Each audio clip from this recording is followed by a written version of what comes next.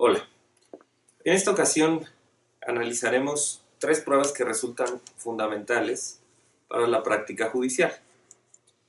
En este caso nos referiremos a la prueba testimonial, a la prueba de inspección judicial y a una verdaderamente fascinante que es la pericial. Me referiré primero a la prueba testimonial porque la importancia de esta prueba ha resultado no solo en la actualidad, sino resulta ser una prueba que se ha retomado desde la antigua Roma. Y de ahí surge el concepto de la palabra testigo. Hay muchos datos curiosos y anécdotas que pretenden identificar la palabra testigo con otro tipo de conductas, pero lo cierto es que el origen de la palabra testigo, por muy divertidas que nos parezcan las otras leyendas, deviene del tercero que está presente en una relación entre dos personas. Por eso es que el testigo siempre será aquel que, sin estar involucrado directamente o ser una de las partes, correspondió presenciar los hechos que se pretenden probar o demostrar.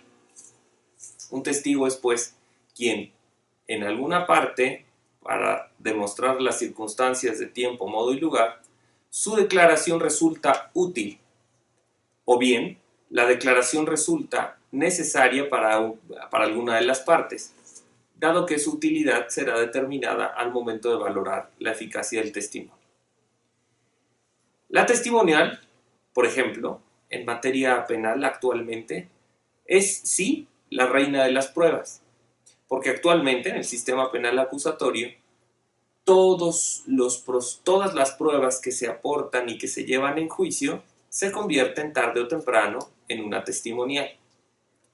Pensemos, por ejemplo, cómo se hacían las cosas antes y cómo se hacen ahora, y descubriremos la importancia de la prueba testimonial.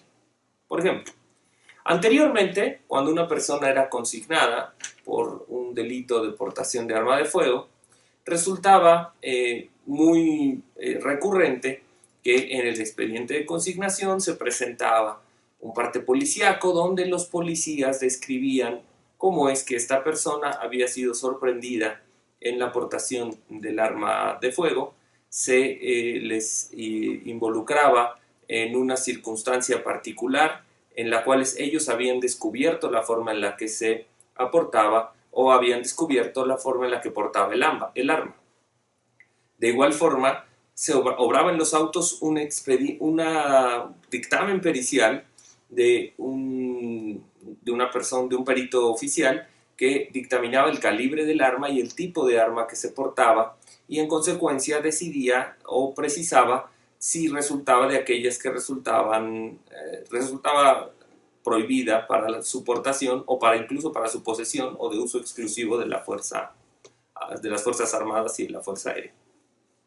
Y posteriormente, bueno, pues estaban las declaraciones del propio indiciado, quien citaba cómo habían ocurrido las cosas. Todo esto se presentaba ya a un juez de manera documentada.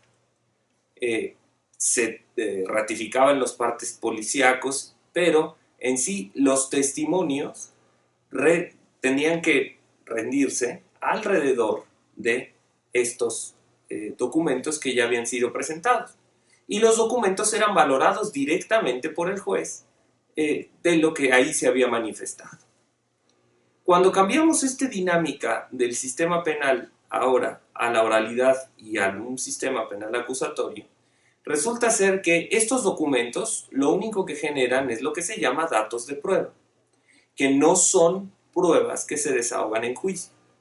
Para que este testimonio resulte eficaz, se requiere que comparezcan los elementos aprensores a juicio, a declarar qué fue lo que ocurrió y cómo percibieron la detención de quien está siendo procesado por un delito. Y de igual forma, quien lleva a cabo un dictamen pericial tendrá que comparecer al juicio a declarar que él lo ha hecho, las razones por las cuales ha hecho y cuáles fueron las conclusiones a las que arribó. La testimonial entonces se convierte en nuestro nuevo sistema penal en una prueba fundamental. Pero pensemos, ¿Qué tan eficaz puede ser un testimonio en caso de alguien que tenga algún interés en que la circunstancia se falle de una u otra medida? Esta simple razón no implica que no deba recibirse el testimonio o que el testimonio no sea un testimonio. Incluso, el testimonio rendido podrá ser materia de un nuevo proceso si, por ejemplo, se advierte que la persona que ha declarado lo ha hecho con falsedad. Y entonces, esta naturaleza del testimonio, el comparecer a juicio y declarar algo que no corresponde con la realidad, incluso corresponderá a un nuevo procedimiento en el cual se señale como imputada a una persona que haya declarado falsamente.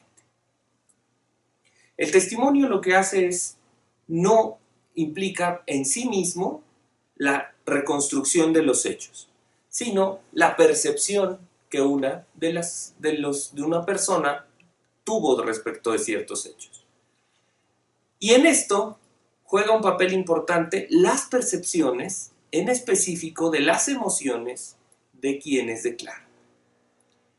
Es imposible en una prueba testimonial separar la narración de los hechos con los juicios de valor o críticos que realiza alguien que ha percibido algo. Pensemos, por ejemplo, que estemos describiendo una situación violenta y que un testigo refiera con toda claridad que una persona violentamente arrebató el bolso a una persona y que eso provocó una pequeña riña.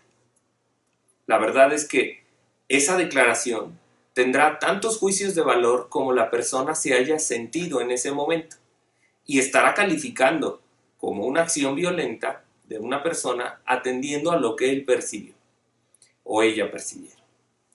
Luego entonces, la emoción de quien declara como testigo juega un papel fundamental en cómo se expresa o se narran los hechos que fueron percibidos. Sería absurdo pensar que describiéramos, por ejemplo, un partido de fútbol sin señalar aspectos emocionantes de la propia secuela. Si describiéramos simplemente o intentáramos describir puntualmente las conductas que cada uno de los jugadores en un campo realizan, la narrativa resultaría no solo resultaría poco interesante, sino resultaría incomprensible.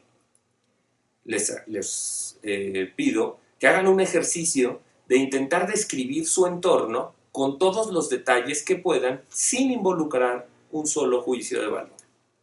Y en ese sentido podrán ustedes percibir que la narrativa se torna un tanto cuanto vacía, dado que lo único que hace es precisar las cosas en el estado en el que se encuentran, pero no le permite, no nos permitiría determinar cómo es que están ocurriendo necesariamente los hechos. Por eso es que los testimonios siempre van acompañados de esta parte emotiva. Incluso, a veces se apela por parte de quien ofrece el testimonio o de quien repregunta en un testimonio a este tipo de conceptos para determinar qué tan correcto o incorrecta es la percepción de los hechos por parte de un testigo.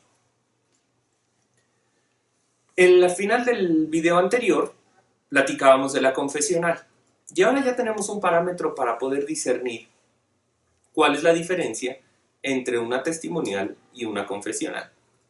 Y la testimonial siempre va a recaer respecto de un tercero que ha percibido los hechos que son controvertidos. El testigo tendrá que efectuar una narración y esa narración tendrá que corresponder en buena o mayor medida con lo que las partes afirman. Las circunstancias que resulten inverosímiles o la eficacia de su narrativa tendrán o se reservarán para que el juez determine la eficacia del testimonio. El testimonio es, pues, una prueba indirecta que ayuda al juez a conocer el entorno en cómo ocurrieron los hechos a la luz de los ojos de un tercero. Y ciertamente, la descripción que un tercero haga de estos hechos no generará una prueba determinante para tener por ciertos los hechos que se declaran, pero sí resultará un elemento eficaz para poder acercarnos a la verdad de cómo es que ocurrieron. Es una prueba indirecta, personal y también resulta ser histórica, porque quien declara es una persona y declara, como lo anticipamos, respecto de hechos pasados y reintentando recopilar la forma en la que ocurrieron en el momento en el que resulta interesante para el proceso. Es, pues, una declaración representativa para el juez, quien decidirá la eficacia o no de ese tipo de prueba. Pensemos por qué una de las partes no puede rendir testimonio, o por qué lo que declara una parte no resulta ser un testimonio.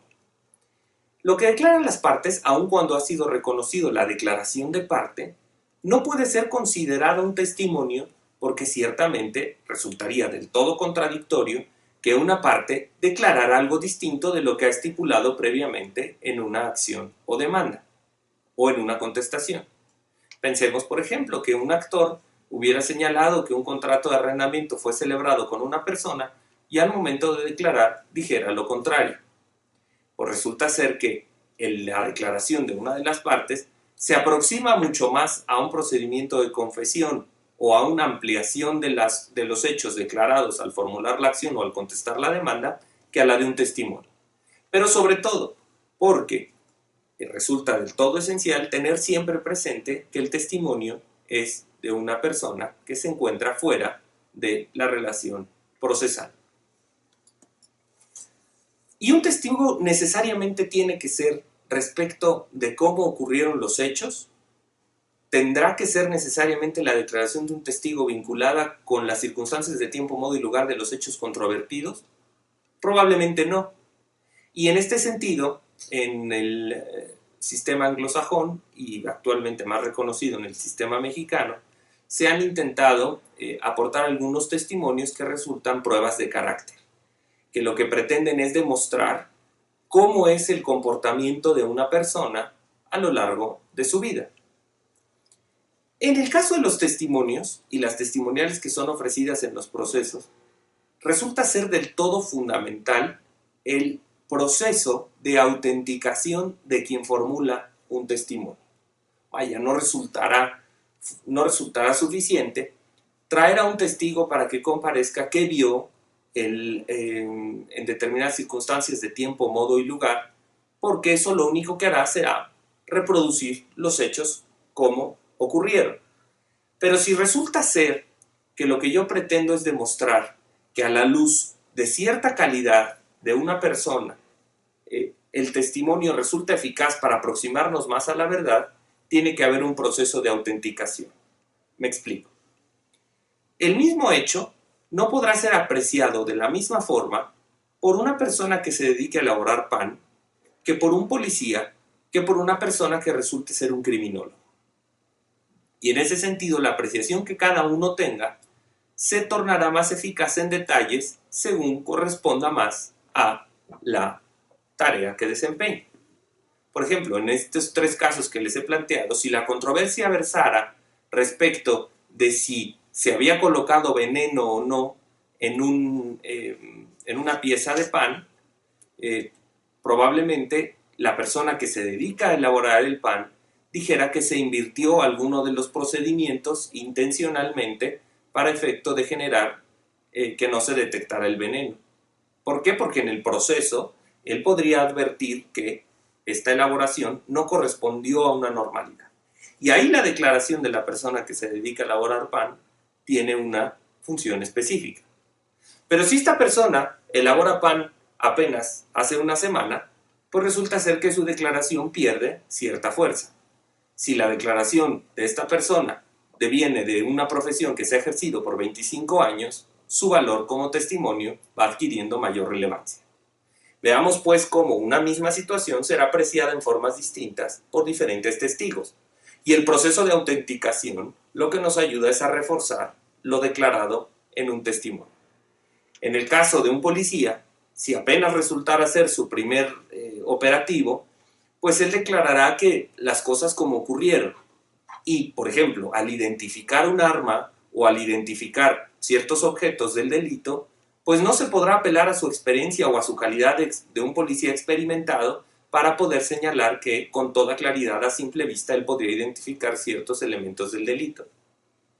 Como hemos visto, si lo que nosotros queremos demostrar es que un policía tiene pleno dominio de qué armas se comportan de tal o cual forma o cuál arma pudiera ser prohibida o no, tendremos que autenticar la calidad con la que este policía está declarando y en cuántas oportunidades ha participado en operativos de este tipo, y eso reforzará la fuerza de su testimonio. Pero si, por ejemplo, lo que queremos demostrar es la eficacia que tuvo el veneno en cierta persona por las condiciones de salud que tenía, por ejemplo, la opinión de un criminólogo resulta ser del todo importante.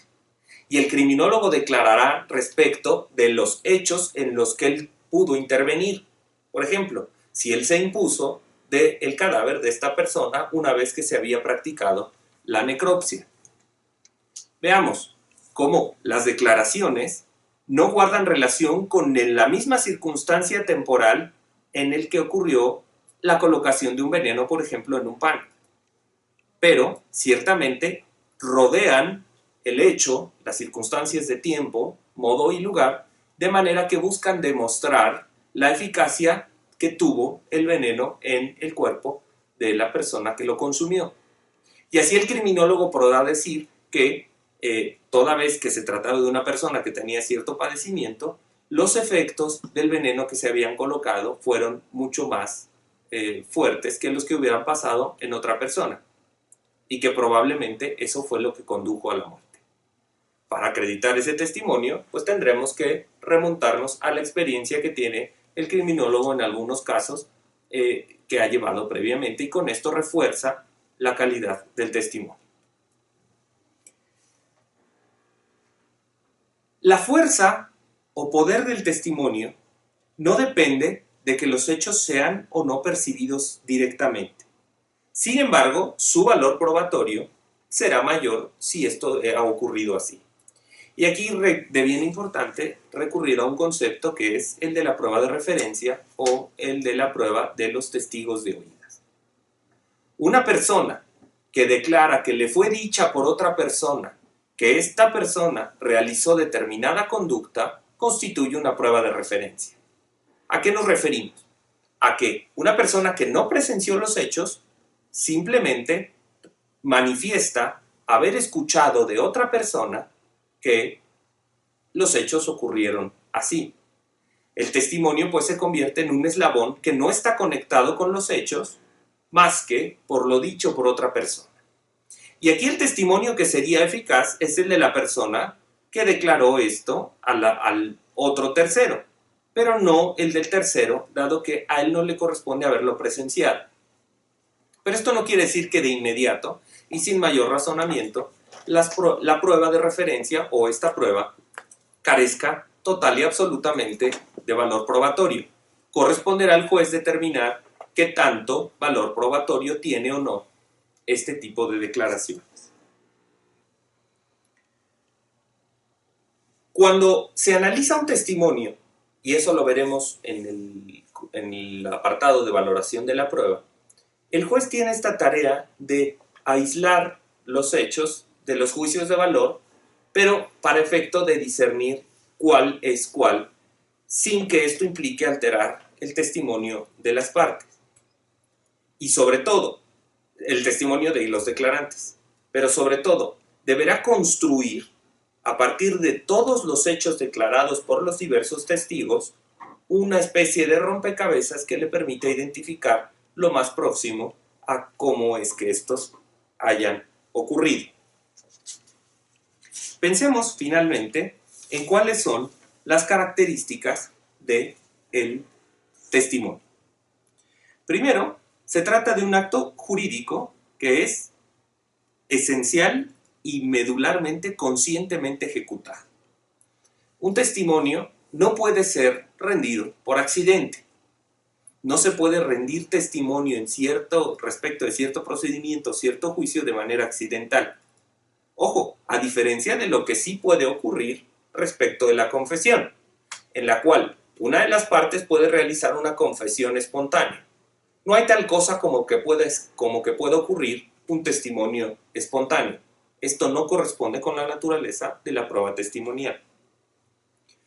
La rendición de un testimonio es un acto procesal, y es un acto procesal porque se debe llevar a cabo con las formalidades de un procedimiento. Es un medio de prueba judicial porque se tramita durante una diligencia o se lleva a cabo mediante una diligencia judicial en la tramitación de un juicio. Y finalmente es una declaración representativa específica, que no puede referirse a un contexto tan genérico que no genere testimonio alguno, sino que debe ser específicamente sobre los aspectos que vinculan los hechos controvertidos. Ciertamente, no obstante todas estas características, el testimonio o el origen del conocimiento de los hechos por parte de los testigos no guarda ninguna relación con el proceso. Su conocimiento es total y absolutamente extraprocesal. Y en consecuencia, por ello es que, al momento de rendirse, se incorpora al procedimiento y con eso resulta un elemento útil para el esclarecimiento de los hechos. Pero el conocimiento de los terceros no guarda relación con el proceso, como podría ser, por ejemplo, una prueba pericial o podría ser una prueba de inspección judicial, en la cual es durante el proceso que se torna el conocimiento de los hechos. Aquí los terceros conocieron incluso, en muchas ocasiones, mucho antes siquiera de que se iniciara una controversia de tipo judicial. La idea no es, o la idea de estos videos, no es aproximarles todos los conceptos teóricos y aspectos que se relacionan con cada una de las pruebas, sino simplemente señalar cómo se van entrelazando unos medios de prueba con otros para efecto de proporcionarles una explicación mayor. La identificación teórica y específica en niveles doctrinarios está en la bibliografía que les he proporcionado como auxiliar a esta clase. Pasemos ahora a la inspección judicial, que resulta ser la única prueba que subsiste de manera directa por parte del juez. En el caso de la inspección judicial, el juez se aproxima a la materia del hecho tanto como puede y se materializa de frente a las circunstancias de tiempo, modo y lugar que le pudieron haber sido ofrecidas, pero únicamente respecto de lo que puede apreciarse una vez ocurridos los hechos. Una inspección judicial puede darse respecto de documentos, puede darse respecto de lugares, puede darse respecto de cosas o bien respecto de circunstancias específicas de relaciones temporales o espaciales. Pensemos, por ejemplo, en el caso de la reconstrucción de hechos, que es un tipo específico de inspección judicial, en la cual el juez se apersona en el lugar donde fue cometido un delito para efecto de identificar los elementos que probablemente a lo mejor algún testigo o el mismo indiciado o el fiscal hace referencia. La inspección judicial tiene esa función, que el juez de manera directa se apersone y vea y se identifique con sus sentidos, vea, escuche, perciba directamente el entorno del cual se está hablando. Y así, al momento de valorar íntegramente todos los medios de prueba, todas las pruebas y datos que estos arrojan, podrá identificar con mayor claridad a qué se refiere. La inspección judicial tiene la naturaleza de ser una prueba que aproxima la controversia en un ambiente fáctico al juez. La naturaleza es que el juez hace una percepción física del hecho que, sin duda, ofrece una mayor garantía del conocimiento del contexto. No se trata de que en la inspección judicial el juez comparezca y realice un descubrimiento de hechos alrededor de un determinado contexto, sino en la verificación de ciertos hechos que han sido expuestos por las partes. Esto resulta del todo importante. Intentaré explicarme un poco más. En una inspección judicial, la inspección judicial debe ser practicada sobre aspectos ciertos y concretos. Por ejemplo, yo no podría decir que se trata de una inspección judicial si la inspección judicial está referida a practicarse en el Aeropuerto Internacional de la Ciudad de México. Si una inspección judicial se determina sobre el Aeropuerto Internacional de la Ciudad de México, resultará ser tan genérica la materia de la inspección judicial que resultará inútil, además de eventualmente totalmente impráctica. ¿Por qué? Porque el hacer una inspección respecto a algo tan genérico o tan impreciso, lo único que genera es que no se señala qué detalles en particular el juez tendrá que poner atención. En cambio, si la inspección se detalla respecto de la sala 43 de la Terminal 2 del Aeropuerto Internacional de la Ciudad de México, en específico respecto de los espacios que ocupan los pasajeros para efecto de esperar un vuelo, resultará totalmente claro que yo tendré que limitarme a realizar la inspección judicial a esa materia. Y tendrá el juez que acercarse a corroborar los hechos que le son aportados por las partes. Pensemos, por ejemplo, que la teoría del caso es que una persona en determinadas circunstancias no pudo haber visto que otra persona llegaba en esta sala del aeropuerto, dado que existe un elemento físico que obstruye la visión de un lado hacia otro. ¿De qué otra forma el juez podría allegarse de este elemento? Bueno, podrían existir testimonios en las cuales algunas personas pudieran haber percibido que esa mampara o esa circunstancia que obstruye no permitía ver quiénes llegaban. Pero ciertamente esta prueba resultará indirecta. La ventaja de la inspección judicial es que traslada a quien habrá de decidir la controversia de frente a la circunstancia física y en consecuencia la inspeccionará y dirá, corroborará la afirmación que se está haciendo. En el caso de una inspección sobre documentos, la inspección no puede realizarse sobre la situación contable de una empresa. Que se diga, realizaremos una inspección judicial respecto de los asientos contables de Microsoft México. Los asientos contables de Microsoft México datan de muchos años atrás y resultan ser totalmente improbable e impráctico realizar una inspección judicial respecto de tal universo de documentos que no permitiría advertir nada. Pero sí la inspección judicial puede ser sobre aspectos concretos, como podría ser el balance contable del año 2017 de la empresa Microsoft, y en particular el relacionado con el producto o las ventas de determinado producto. La eficacia de la inspección judicial es, pues, directamente proporcional a la precisión o especificidad que tiene. Una inspección judicial muy amplia probará poco. Una inspección judicial concreta y ceñida a ciertos elementos resultará de utilidad para percibir lo que las partes pretenden acercar al juez. Hay alguna corriente doctrinal que pretende decir que la inspección judicial no es en sí misma una prueba, porque no involucra la existencia de reconstrucción de hechos del pasado. Sin embargo, yo no comparto esta corriente doctrinal. El negarle el carácter de prueba a la inspección judicial necesariamente relevaría la existencia o su necesidad de la vinculación que tiene con los hechos que son litigiosos.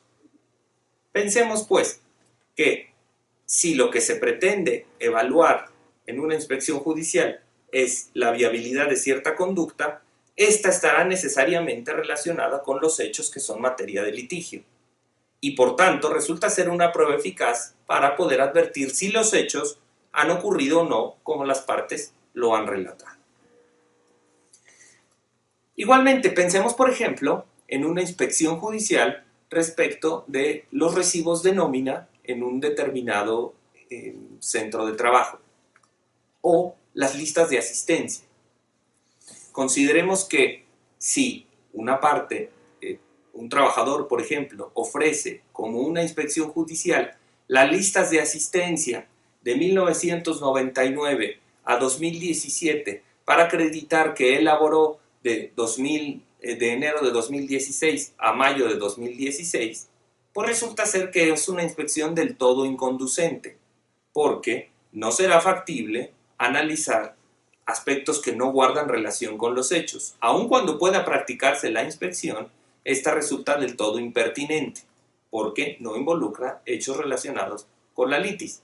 Ahí la inspección podrá practicarse del periodo en el cual el trabajador formó parte de la empresa o afirma haber formado parte de la empresa. No así respecto de todo lo demás, porque resultaría una prueba del todo ociosa. Pero, ¿qué es la parte trascendente o importante de la inspección judicial? Al igual que lo hemos visto en otros medios de prueba, la inspección no está ausente de los juicios de valor que el propio juez pueda hacerse respecto de una determinada circunstancia. Y a veces la inspección judicial puede ser tan específica como que puede limitarse a un momento del día en específico, a una hora en específico o incluso a un día en específico. Hay ciertos fenómenos naturales o de construcciones que solo se presentan en algún momento, en un momento específico del año, bajo determinadas circunstancias. Y habrá algunas inspecciones que requieran ese grado de precisión. Pensemos, por ejemplo, que lo que queremos demostrar es que la sombra de un árbol oculta la placa de un vehículo y que es imperceptible en el momento en el que es declarado por un testigo que lo percibió. Eso solo podrá hacerse mediante una inspección judicial en la cual quien va a decidir comparezca y vea en el momento en el cual está detallado los hechos cómo es que la sombra del árbol afecta a la placa del vehículo. Un vehículo estacionado en las mismas circunstancias en las cuales ha sido declarado. Pero ahí, necesariamente, el juez no puede limitarse o separarse de la calidad de persona que tiene y emitirá necesariamente respecto de la inspección un juicio de valor y dirá resulta creíble o no lo que me ha sido manifestado por las partes, se podrá corroborar o no. Y esto es un proceso crítico, no es un proceso automático, no es un proceso que tenga una dicotomía de respuestas de sí o no, sino que a la luz de su decisión, su decisión irá a la luz de la percepción que él haga y del juicio crítico que al efecto formule. En materia electoral, pensemos por ejemplo en lo que ocurre con una inspección judicial de un paquete electoral. La diligencia de inspección de un paquete electoral no está relacionada directamente con comparecer en comparecer a uno de las mesas directivas de casilla, colocarse en el lugar en donde se llevó a cabo el escrutinio y cómputo, sino únicamente inspeccionar el contenido de un paquete electoral. Circunstancia distinta sería que se ofreciera la inspección judicial de la ubicación de una casilla, por ejemplo, para identificar si fue trasladada de un lugar a otro y efectivamente en ese traslado se pudiera haber corrido algún riesgo de que el material electoral se perdiera o se destruyera. O bien, de si era necesario dejar algún aviso porque no era perceptible que la casilla se había movido a otro espacio. La inspección judicial, a pesar de que guarda relación con hechos que ocurrieron en la jornada electoral, su objeto resulta distinto, tanto el directo como el material, porque mientras en un aspecto estamos inspeccionando el paquete electoral, en otro estaremos inspeccionando el lugar donde se llevó a cabo la jornada electoral o la instalación de la mesa directiva de casilla.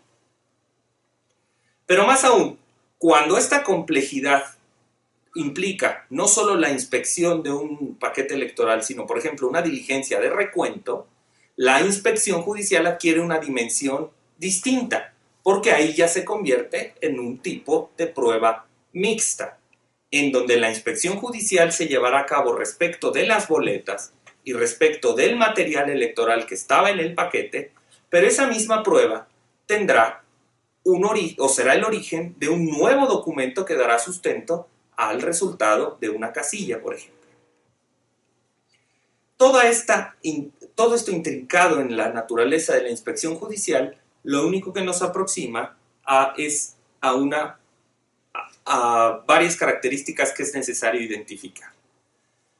La inspección judicial es necesariamente, por todo lo que hemos analizado, una actividad intelectual que busca verificar hechos.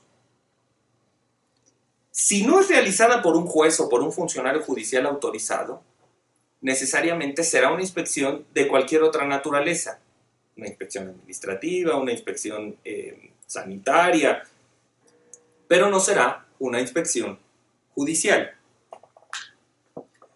Es una prueba directa del hecho que se inspecciona, es personal porque no puede hacerse de otra manera la inspección judicial y finalmente, como lo hemos analizado, resulta ser una prueba de naturaleza crítica y formal.